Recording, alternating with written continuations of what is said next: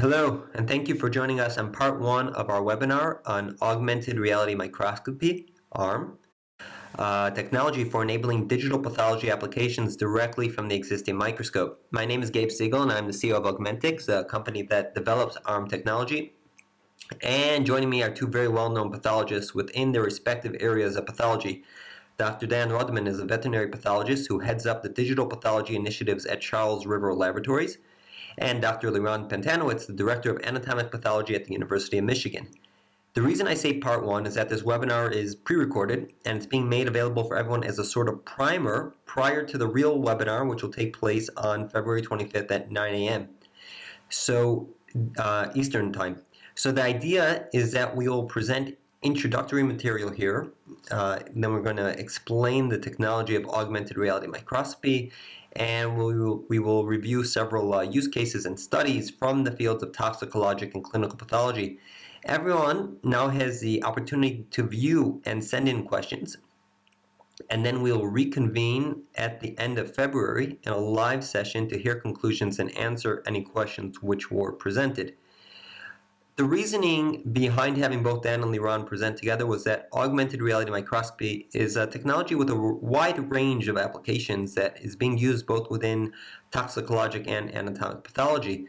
By bringing the insights from pathologists who are deeply familiar with the use of digital pathology and ARM in particular within their respective field, we were hoping that we can learn from each other and discover new applications which can be adopted by everyone. So, as mentioned, we will be holding the live webinar on February 25th, where Dan and Liron will present their concluding thoughts on ARM technology, and we will be answering any questions which were presented. So, if you have any questions on the technology or the presentation, please email to one of us, and it will be answered then. The agenda for this talk. So we're going to present an introduction to ARM and how it fits into the greater digital pathology ecosystem, then discuss how ARM technology works, as well as some other follow-on technologies that become available with ARM, and finally to review a recent study conducted at UPMC on the use of ARM with Ki67 NET scoring, and different applications of ARM at Charles River. So we can now start with Liron.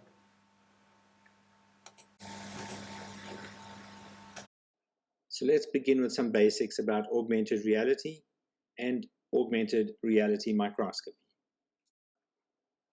Augmented reality is defined as technology that combines reality with digital information. This can be created by superimposing computer-generated digital information onto an object or within a user's view of the real world. This differs from virtual reality, where a complete digital or computer-generated environment is created. Let's now define augmented reality microscopy, also known as a smart microscope. With ARM, we're able to convert an existing traditional microscope into a digital pathology platform, as shown in the image on the right. By attaching an accessory augmented reality unit or device to your microscope, this enables real-time annotation to be superimposed on the glass slide, also real-time image sharing to be undertaken for telepathology, as well as running computer-assisted diagnostics such as image analysis directly off the slide. ARM therefore enables pathologists to go digital without the hassle of first having to digitize slides. There are many clinical and non-clinical applications of augmented reality microscopy. These are summarized on the chapter I co-authored online in Pathology Outlines. ARM permits real-time sophisticated annotations to be performed as superimposed annotations on microscopic images. ARM also enables real-time image analysis to be performed, as well as running other AI-based algorithms on your glass slides. Like other traditional digital cameras attached to a microscope, the AR device can be used to acquire digital photos and transmit them. This is helpful for telepathology, other forms of teleconsultation, remotely performing frozen sections, and also for tumor board presentations. Augmented reality is helpful when it comes to research and also for teaching and education. Currently, however, there are no standardized guidelines for this innovative technology on how to validate ARM, as well as the licensing required for ARM in clinical practice. Augmented reality microscopy was first introduced into the literature last year by Chen and colleagues from Google in their Nature Medicine publication. In this publication, they show that a smart microscope, as depicted in the image shown, was able to run their Google AI algorithms real time on the augmented reality display. Augmented reality microscopy also allows one to share images. Here's an example of a publication published by Gabe Siegel and colleagues, where they utilized the Augmentiqs device to perform telepathology for preclinical studies. Sharing images allowed the reviewers to simultaneously view cases, annotate them real time, and also perform peer review. A quantitative scoring methodology represents a second example of using MLAI in toxicologic pathology. In this work by Rameau et al. In partnership with Augmentiqs and my colleague Abraham Niska, they demonstrated the utility of using an ARM-based machine learning AI method in an NAFLD mouse model to estimate the percent of hepatocytes with fatty vacuoles. This group found that they could use ARM reproducibly to produce an automated real-time measurement of hepatic fatty vacuolation that was highly correlative with qualitative scoring done by a pathologist. So before Liron and Dan dive into the different studies and ARM use cases, I want to take several minutes to discuss what I believe are the critical factors for ARM technology, which would make its integration within a pathology lab possible. And to start, I wish to explain the physics of our ARM system. The blue light represents the existing light of the microscope that continues from the microscope lamp to the eyepiece. On its way up to the eyepiece, the standard beam splitter siphons off a portion of the light to a digital pathology grade camera, which is connected to the PC, meaning the PC has a real-time view of the area being observed by the pathologist. The red light is the augmented reality, which is essentially the input from the PC being projected into the eyepiece, and this side camera is facing the microscope stage and collecting information on the slide and microscope metadata, such as the slide label and objective magnification and other things. The first component is that it has to operate within the existing light microscope and PC. ARM has to essentially connect the PC with the analog microscope via multi-directional communication, and thereby enable the pathologist to access the computing and communication capabilities of their PC within their existing microscope. So this makes the integration possible because pathologists are not going to be so quick to change one microscope for another, or almost no chance of this happening. And the same goes for a PC. The technology has to complement and enhance the existing lab infrastructure. And it's not just enough to be placed inside the existing microscope. Rather, it has to be done in a way that there's no change to the optical quality or the ergonomics of the microscope. With ARM, the microscope has to maintain the same high-quality optics for the observer, while the height adjustment should not be too high that it makes the use of the microscope uncomfortable or the footprint will get away, like the hand movement of the pathologist. As mentioned, the beam splitter is both siphoning a portion of the light to a camera and it's diverting light from the augmented reality into the eyepiece. The camera should capture a wide field of view as opposed to the typical third ocular field of view, which is a coned in, typically 30% image of the view from the eyepiece. The reason that this is so valuable and critical is that image analysis or AI algorithms can only be deployed on what the camera sees. In addition, the beam splitter should be designed in such a way that the light from the augmented reality should be viewed in the eyepiece, but not reach the camera and distort the image. So the lumens and resolution means that the augmented reality must appear in the eyepiece at a light intensity, which is enough to be viewed as augmented reality above the optical view of the slide, right? But at the same time, it can't be so strong that it's bothersome to the eye. This also means that there should be an ability to adjust the intensity of the augmented reality light. The resolution is, it has to be HD. We've just simply become so accustomed to having an HD digital projection, and anything less than that quality will just won't be accepted by users. As an intro to the meaning of accuracy, so the image from the microscope is being viewed on the PC in addition to the eyepiece, and the image analysis is being performed with the PC on that image which is being viewed. So the PC and augmented reality have to be in complete alignment, meaning the overlay in the eyepiece has to appear exactly as it appears on the digital image. The on-demand, so that simply means that when the pathologist does not wish to use the augmented reality, it can be turned off, and then the microscope is just a completely normal microscope.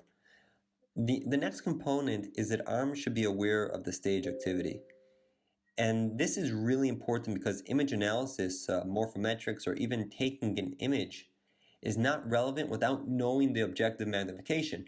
ARMS should streamline the workflow as much as possible, and by automatically identifying the slide label, the XY position of the slide on the stage, and the current objective magnification, the software is able to automatically calibrate the algorithms, morphometrics, white balance, and all the other digital pathology software applications. This could all be done automatically, streamlined within the existing microscope workflow.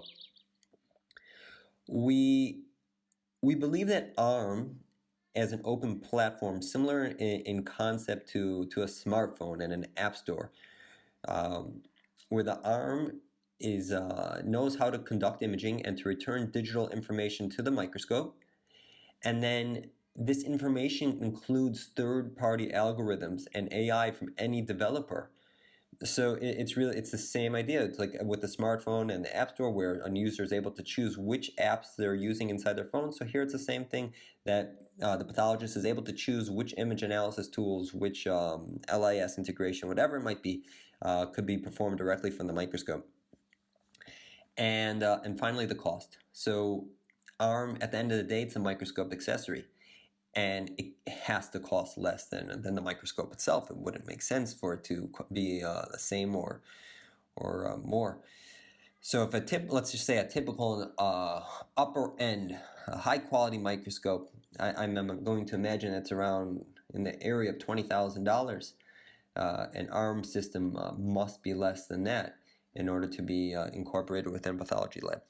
So those are the key aspects of ARM technology, and with that, I now wish to have Liron discuss the ARM study which was conducted at the UPMC. I recently conducted a study where I wanted to test the ability of augmented reality microscopy to perform image analysis real time. This particular study, recently published in Cancer Cytopathology, set out to determine the ability of various methods, including ARM, to quantify Ki-67 as a proliferation index in neuroendocrine tumors that was sampled by FNA. Before looking at the results of the study, it is important to review the background. The Ki-67 index is important for grading neuroendocrine tumors in cytology. However, there are different counting methods that exist. And since augmented reality recently became available, I was interested in determining whether real-time image analysis using glass slides was comparable to the other methods currently reported for scoring Ki-67 in cell block material. The study was conducted as follows. Ki-67 immunostain slides were collected from 50 neuroendocrine tumors, and these were of varying grades, and they included 39 cases from the pancreas and 11 metastatic neuroendocrine tumors. The Ki-67 index was quantified in 3 hotspots. The same 3 hotspots were used with all different methods. The following 4 methods were compared. The first is known as the eyeball estimation, which is when a pathologist looks down a microscope and kind of gives a guess of the score. The second is a printed image method, where a picture is taken, printed out, and then manual counting is performed by the pathologist. The third is the novel augmented reality microscopy, running image analysis live on the slide. And the fourth method was to scan the slide and perform image analysis on the whole slide image, both in different field of views and also on the entire slide. This image shows my fellow last year, Dr. Swati Satua, helping me perform the study. You can notice the microscope on the left has the Augmentiqs augmented reality device attached to our microscope. And on the right, we're performing image analysis real-time on the slide with fragments of tumor in the cell block material. You can see that the image algorithm is counting positive and negative nuclei based on a modification of the QPath algorithm. Our study yielded interesting results. First, the Ki-67 index that we obtained was different using the different methods. The pairwise kappa result varied from no agreement for image analysis using digital image analysis on a whole slide image, the field of view, and histology, to near perfect agreement for the Augmentiqs method and the printed method with manual counting. Using surgical pathology resections as the gold standard, we found that the eyeball method did have the highest concordance rate. This was followed by whole slide image analysis of the entire slide, and then both the augmented reality microscopy and printed methods. The printed method, as expected, was the most time-consuming, whereas image analysis using whole slide images was the fastest method, followed by augmented reality microscopy. The table shown summarizes the comparison results of the different scoring methods. You can see that the Ki-67 score varied between the eyeball, printed, and augmented reality microscope methods. As a result, the WHO grade from 1 to 2 to 3 and above did vary as a result of a change in the Ki-67 score.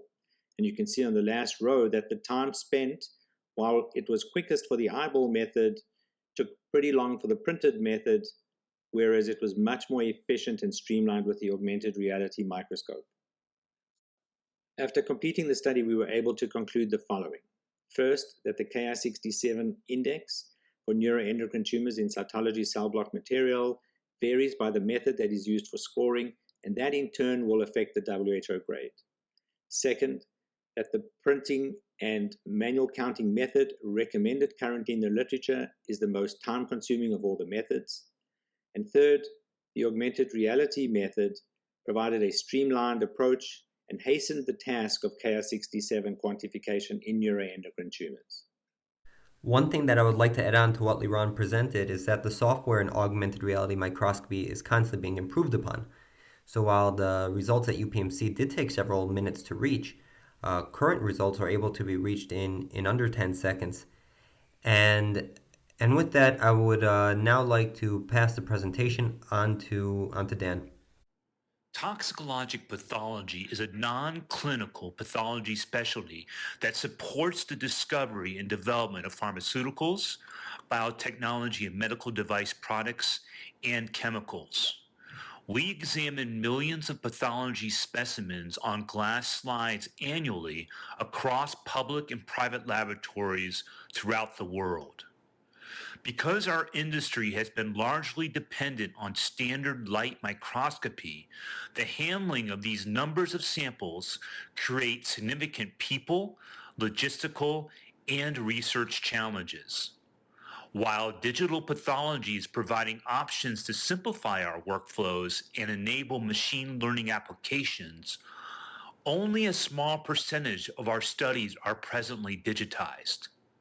Yet, with recent advances in augmented reality microscopy, or ARM, and whole slide scanning, coupled with machine learning AI solutions, we are positioned for a renaissance in anatomic pathology. For toxicologic pathology, many of the samples we evaluate are normal, and it is intriguing to consider using ARM or machine learning AI to facilitate identifying the critical anatomic features quicker and more quantitatively than traditional approaches. Toxicologic pathologists are investigating how efficiency, quality, and innovation can be driven using both telepathology and AI workflows. These workflows could help eliminate laborious and repetitive functions for pathologists, assist in the identification of changes or the calibration of diagnoses within or between studies, quantitate or standardize our qualitative or semi-quantitative scoring methods, or even help with predictive or prognostic analytics. Because of the large number of normal slides toxicologic pathologists review in a study workflow, an ARM or whole slide image-based machine learning AI tool that could provide decision support and direct our attention to evaluating the critical features of a tissue would be very useful. Traditional decision support for toxicologic pathologists involve consultation with peers, basic data visualization tools, and access to literature and institutional or experiential learning. Harnessing these traditional approaches within the ground truth in the training of a machine learning AI computer algorithm could be very effective, driving a more efficient workflow for the toxicologic pathologists. Incorporating ARM or whole slide image-based machine learning AI into a histology laboratory's operations requires similar tissue preparation and slide processing procedures, as well as quality control, but with the technology to drive ARM and or whole slide image-based analyses. The key is to tailor the procedures to align with the intended use, whether it is decision support for a pathologist or an image analysis output for automated analytics. A potential early application for toxicologic pathology is the use of ARM or machine learning AI for abnormality screening decision support. An example is provided here where machine learning AI-based algorithms were developed to detect common microscopic patterns of injury in the anterior nasal cavity of the rat.